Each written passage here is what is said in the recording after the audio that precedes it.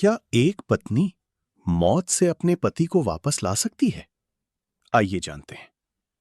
बहुत समय पहले एक राजकुमारी थी, सावित्री।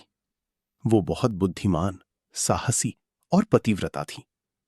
उन्होंने स्वयंवर में एक वनवासी राजकुमार सत्यवान को अपना पति चुना।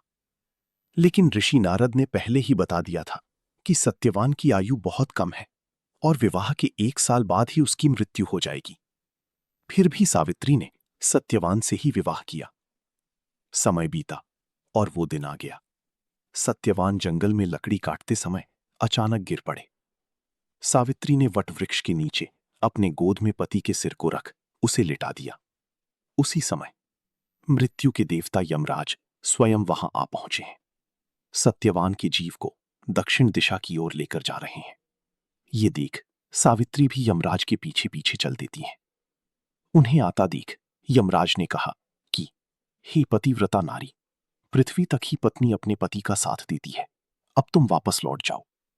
उनकी इस बात पर सावित्री ने कहा, जहां मेरे पति रहेंगे मुझे उनके साथ रहना है, यही मेरा पत्नी धर्म है। सावित्री के मुख से ये उत्तर सुनकर यमराज बड़े प्रसन्न हुए।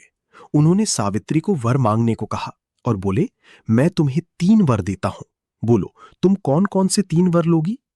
और फिर सावित्री ने ऐसा वरदान मांगा जिससे खुद यमराज भी फंस गए। तब सावित्री ने सास ससुर के लिए नेत्र ज्योति मांगी, ससुर का खोया हुआ राज्य वापस मांगा एवं अपने पति सत्यवान के 100 पुत्रों की मां बनने का वर मांगा। सावित्री के ये तीनों वरदान सुनने के बाद यमराज ने उसे आशीर्वाद दिया और कहा, तथास्तु।